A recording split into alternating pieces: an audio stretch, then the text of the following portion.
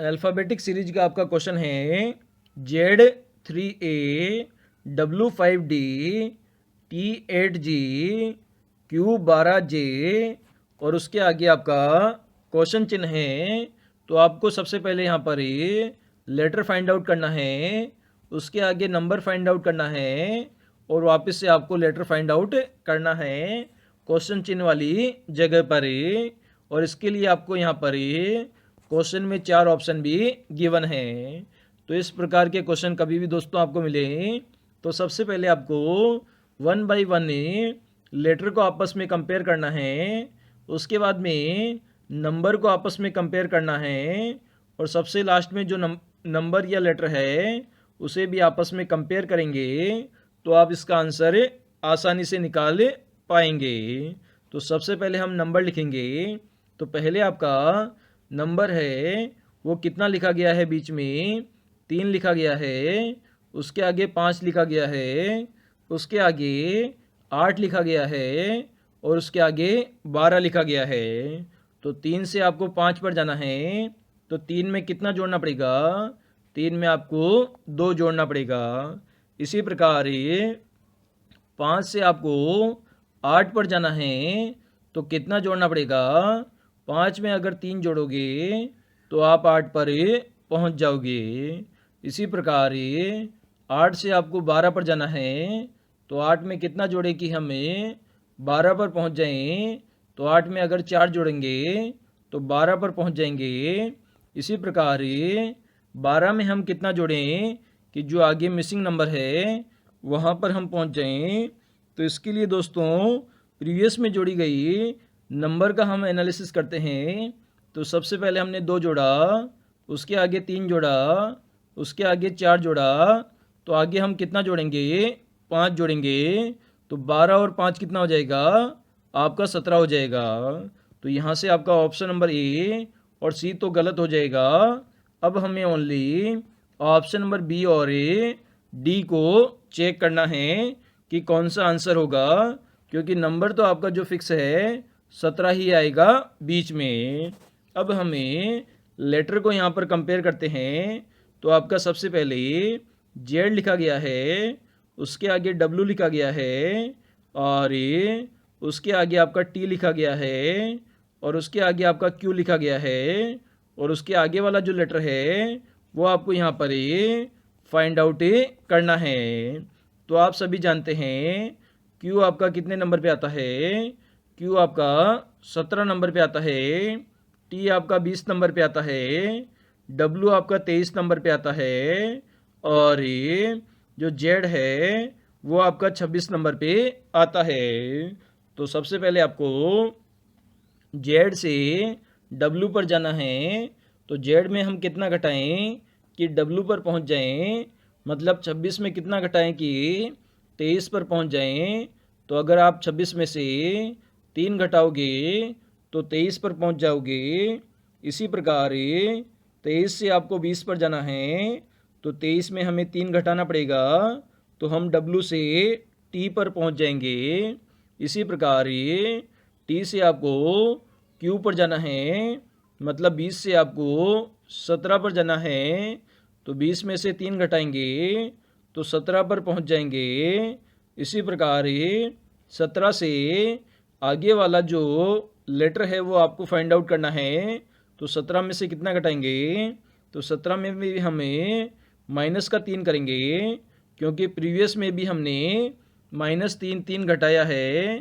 तो 17 में से हमने 3 घटाया तो आप 14 पर पहुंच जाओगे और 14 पर क्या आता है, आपका एन आता है।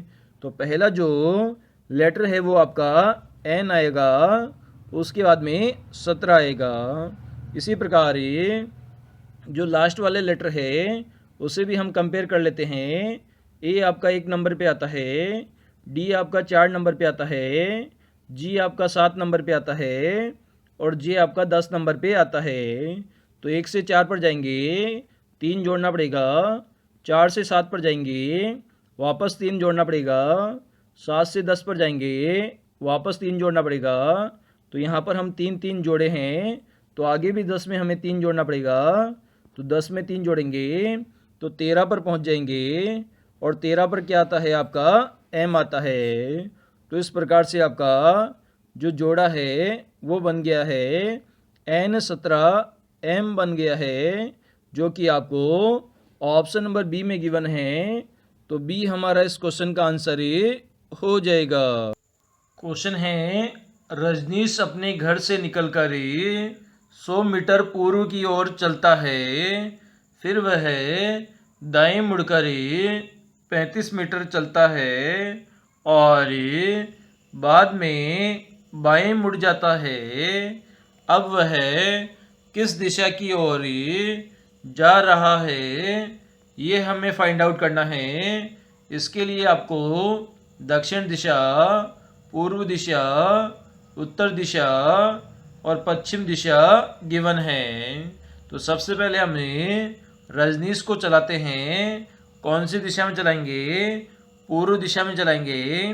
तो इसके लिए आपको दिशाओं का नॉलेज होना चाहिए। तो इधर आपकी पूर्व दिशा होती है, इधर आपकी पश्चिम दिशा होती है, ऊपर आपकी उत्तर दिशा होती है और नीचे आपकी दक्षिण दिशा होती है। तो कौन सी दिशा में जाना है? तो 100 मीटर हमें पूर्व दिशा में जाना है। और उसके आगे कहा गया है, फिर वह अपने दाएं मुड़ता है। तो रजनीश का जो दायां होगा वो अपना भी दायां होगा और इसे दायां मुड़ाना है और 35 मीटर ही चलता है। तो इसे हमने नीचे कितना मीटर चलाया? 35 मीटर चला दिया। फिर आगे कहा गया है, वह बाद में अपने बाएं मुड़ता है। तो जो अपना बायां होगा वही रजनीश का भी बायां हो जाएगा। तो रजनीश को हम बाएं मुड़ा देंगे। तो बाएं ये वाली दिशा होगी रजनीश की और मुड़ जाता है रजनीश बाईं दिशा में। तो अब पूछा गया है, अब वह किस दिशा की ओर जा रहा है? तो सबसे पहले उसने पूर्व दिशा में चलना प्रारंभ किया गया था, उसके बाद में उसने दक्षिण दिशा में चलना प्रारंभ किया और उसके बाद में वापस बाएं मुड़कर उसने पूर्व दिशा में चलना प्रारंभ किया गया। तो अंतिम दिशा आपसे पूछी गई है। तो अंतिम दिशा आपकी पूर्व दिशा आ जाएगी और ऑप्शन नंबर बी आपका करेक्ट आंसर हो जाएगा। है आपका 45 लोगों की एक पंक्ति में एक्स दाएं से 17वां और वाई बाएं से 19वां है, तो एक्स और वाई के मध्य कितने लोग बैठे हैं? तो सबसे पहले हमें 17 और 19 को जोड़ेंगे। तो 17 दूना 34 से 35 और 36 से मतलब 36 हो जाएगा आपका यहाँ पर टोटल। तो यहाँ पर आपसे आदमियों की संख्या पूछी गई है कि कितने आदमी इन दोनों के बीच में बैठे हैं। तो यहाँ पर हमें सबसे पहले एक्स को बैठाएंगे। एक्स जो है वो दाएं से 17वें स्थान पर है, मतलब जो आपकी राइट साइड है उससे कौन से स्थान पर है? 17वें स्थान पर है एक्स। इसी प्रकार वाई आपका जो लेफ्ट साइड है बायां है उससे 19वें स्थान पर है। और इन दोनों के बीच में कितने आदमी हैं वो आपसे क्वेश्चन में पूछा गया है। तो इधर आपके 17 आदमी बैठे हैं, इधर आपके 19 आदमी बैठे हैं। तो टोटल कितने आदमी हमने बैठा दिए?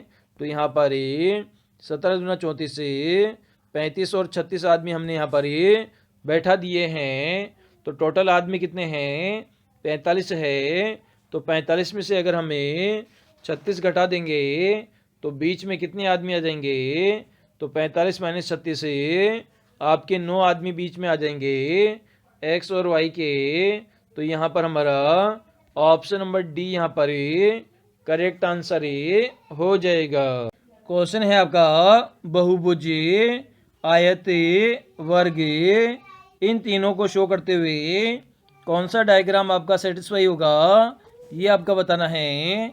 तो आप सभी जानते हैं आयत और जो वर्ग होता है वो क्या होते हैं? तो जो सभी वर्ग है, मतलब वर्ग क्या हो सकते हैं? आपके आयत हो सकते हैं। आयत आपके सभी वर्ग हो सकते हैं और बहुभुज हो सकते हैं, मतलब बहुभुज के अंदर आपके आयत भी आएंगे और वर्ग भी आएंगे। मतलब यहाँ पर आपकी कंडीशन बन जाएगी, जो प्रत्येक वर्ग है वो आपका आयत हो सकता है और प्रत्येक जो आयत है वो आपका बहुभुज हो सकता है। बहुभुज में क्या होता है, आपका भुजाओं की संख्या ज़्यादा होती है। तो यहाँ पर इस प्रकार का आपका डायग्राम बनेगा, जो कि हमें ऑप्शन नंबर बी में गिवन है।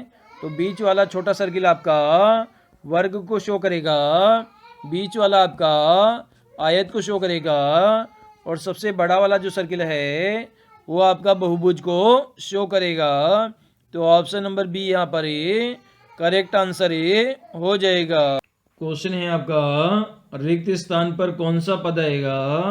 इसके लिए आपको यहाँ पर एक नंबर सीरीज गिवन है, जिसके नंबर गिवन है 256, 243, 128, 81, 61, 27 और उसके आगे खाली स्थान है।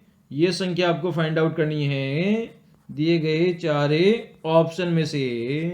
तो इस नंबर सीरीज को अगर आपने गौर से देखा तो इसमें नंबर डिक्रीजिंग ऑर्डर में है और कुछ नंबर इंक्रीजिंग ऑर्डर में है। मतलब संख्या जो है वो घटते हुए मान में है, लेकिन कुछ संख्याएं आपको स्टेबल नजर आ रही है। तो ये किस प्रकार की सीरीज है, ये मिक्स्ड सीरीज है। मतलब इसमें दो सीरीज को मिलाकर इस सीरीज का निर्माण किया गया है। तो सबसे पहले हम नंबर लिखते हैं। तो आपका 256 हो गया, 243 हो गया, 128 हो गया और 81 हो गया, 64 हो गया, 27 हो गया और उसके आगे खालिस्तान हो गया। तो सबसे पहले आपने यहाँ पर देखा जो संख्या है 256, उसकी आधी कौन सी संख्या है, 128 है। और उसके आगे आपने देखा एक डिजिट छोड़कर 64 किसका आधा होता है, तो 128 का आधा आपका 64 होता है। और ये 243 क्या होता है, ये आपका 3 की पावर 5 होती है। 81 क्या होता है, ये आपकी 3 की पावर 4 होती है। और 27 क्या होता है, 3 की पावर 3 होती है। तो इस प्रकार से यहाँ पर दो सीरीज बनी हुई है। ये आपकी सीरीज नंबर 2 हो गई और 256 आपकी सीरीज नंबर 1 हो गई। अगर 256 में हम 2 का भाग देंगे तो आप 128 पर पहुंच जाओगे और वापस से 128 में 2 का भाग देंगे तो 2 छिंग 12 और 2 चौके 8, 64 पर आप पहुंच जाओगे। और 64 में वापस 2 का भाग देंगे तो 2 तिया 6 और 2 दूनी 4। तो खालिस्तान पर आपकी संख्या कौन सी आ जाएगी, 32 आपकी संख्या आ जाएगी। और ये आपको ऑप्शन नंबर डी में गिवन है। तो डी हमारा इस क्वेश्चन का आंसर हो जाएगा। क्वेश्चन है आपका, लुप्त अंक ज्ञात कीजिए। तो यहाँ पर आपका एक मिसिंग नंबर है, ये आपको फाइंड आउट करना है दिए गए 4 ऑप्शन में से।